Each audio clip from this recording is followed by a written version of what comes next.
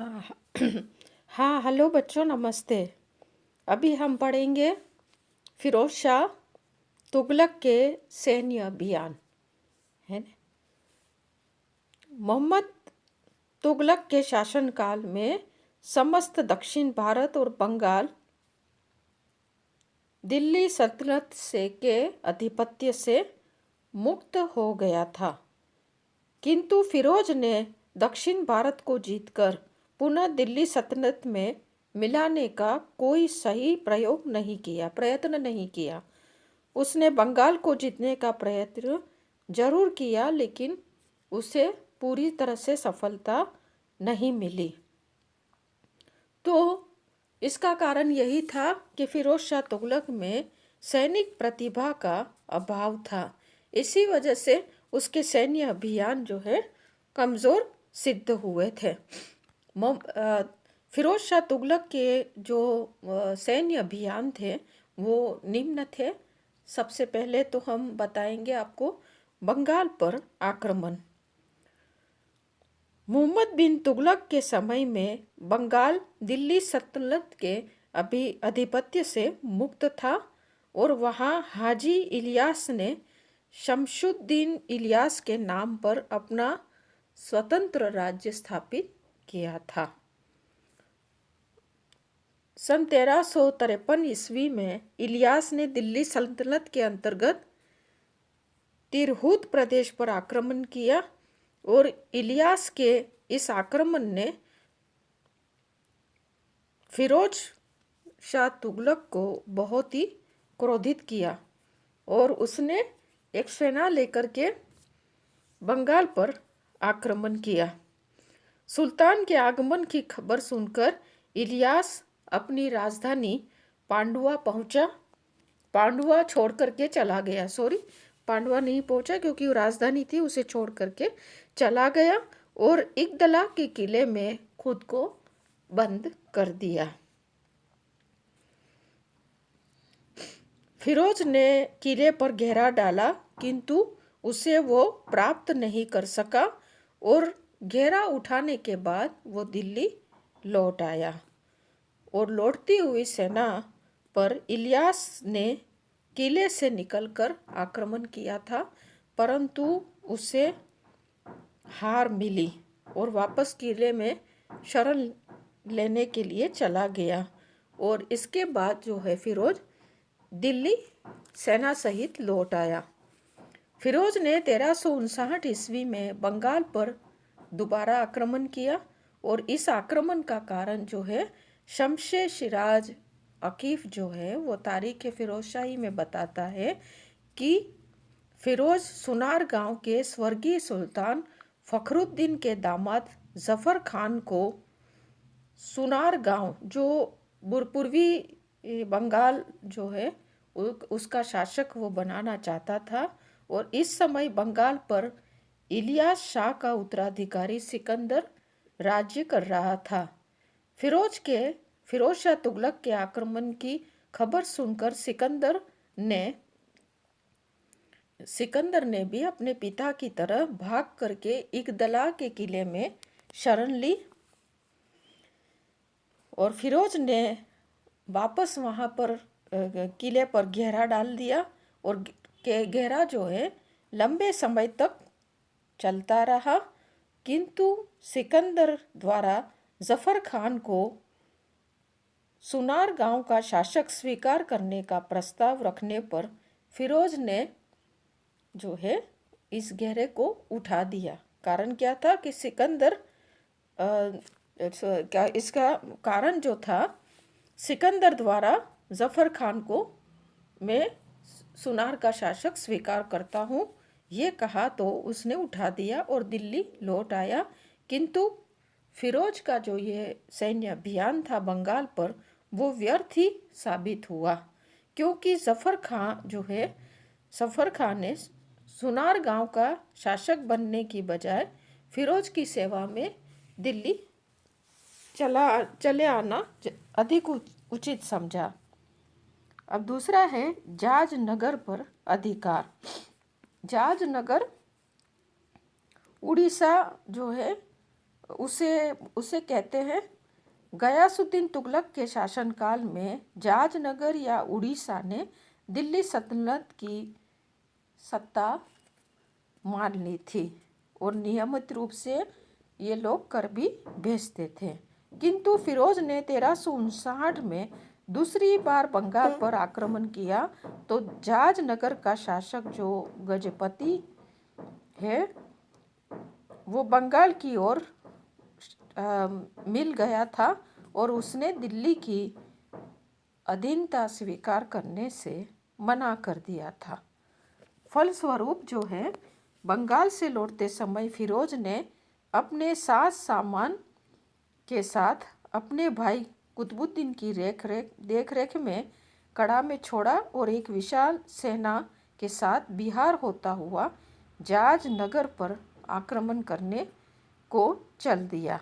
और फिरोज के आक्रमण का समाचार सुनकर जाजनगर का जो राजा था वो भाग गया और मार्ग में फिरोज ने जो है पुरी के जगन्नाथ मंदिर की मूर्ति को तोड़कर अपनी धर्मांधता का परिचय दिया और बाद में जो है गजपति ने समर्पण कर दिया और 20 हाथी भेंट के रूप में सुल्तान को दिए और दिल्ली की अधीनता स्वीकार की और यहाँ से फिरोज कड़ा होता हुआ दिल्ली लौट गया। ऐसा ये जो है जगन्नाथ की मूर्ति थी, क्योंकि फिरोज से लोग ऐसी आशा नहीं करते थे क्योंकि उसकी माँ जो थी ना वो हिंदू थी और पंजाब के जो राजा रणमल था उसकी लड़की से उसके पिता ने शादी की थी और रजब और नाइला देवी का ये पुत्र था फिरोज शाह तुगलक। इसलिए वो एक हिंदू माँ का लड़का था, लेकिन फिरोज पर जो प्रभाव जो जाता था वो इसके ज़माने में जो उलेमा वर्ग था उसका प्रभाव होने से वो इस्लाम धर्म के प्रति कट्टर था।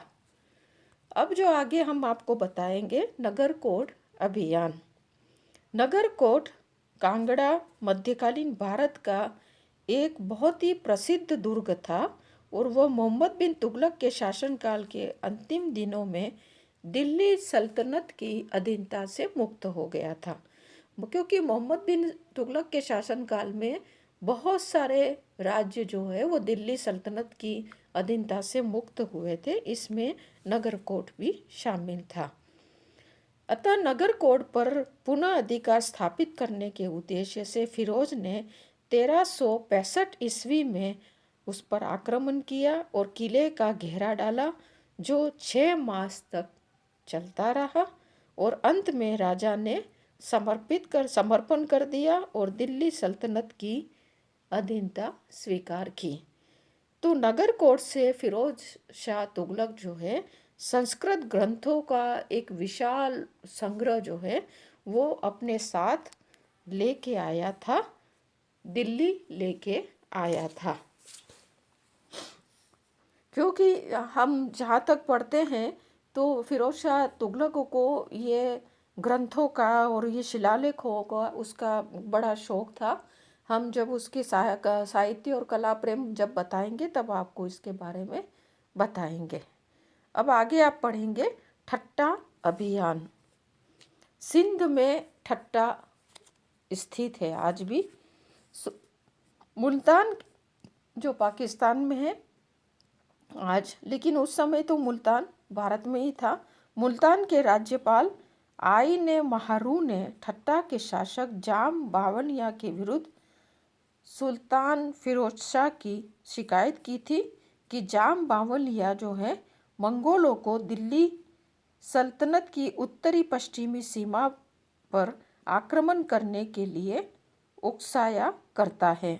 अतः उसको दंडित करने के लिए फिरोज जो है एक बहुत लंबी चौड़ी सेना जो है जिसमें 90,000 घुड़सवार थे और 480 जो है हाथी थी, उस सेना को लेकर के वो ठट्टा की तरफ रवाना हुआ और घेरा डाला। किंतु ठट्टा के शासक जाम बावनिया ने बहुत ही वीरता से मुकाबला किया और एक दिन किले के बाहर निकल करके शाही सेना पर आक्रमण कर दिया, जिससे शाही सेना को भारी नुकसान हुआ और एक धूल भरी आंधी प्रारंभ हो जाने के कारण दिल्ली की सेना जो है पराजय होने से बच गई।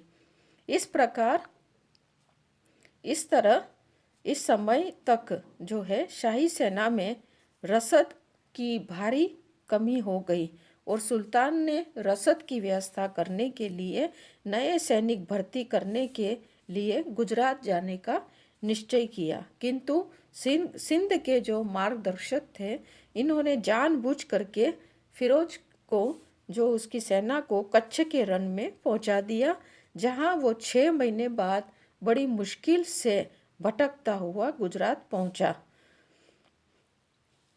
तो इधर क्या है कि दिल्ली सल्तनत में फिरोज शाह तुगलक की 6 महीने तक कोई भी खैर खबर नहीं पहुंची। तो इनके जो दिल्ली सल्तनत के दरबार में और उसके जो परिवार वाले थे वो बड़ी चिंताएं व्यक्त करने लगे और ऐसे समय में उसका जो वजीर था खाने जहां मकबूल है, उसने दिल्ली सल्तनत के शासन को बड़ी चतुराई से और कुशलतापूर्वक चलाया था। अंत में गुजरात में भर्ती किए गए नए सैनिक तथा दिल्ली से खान जहां मकबूल द्वारा भेजी गई अतिरिक्त सेना की सहायता से जो है फिरोज शाह तुगलक जो है वापस ठट्टा पर आक्रमण किया और इस बार जान बावनिया जो था उसने आत्मसमर्पण किया और उसने कर देना स्वीकार किया और वो दिल्ली लौट आया।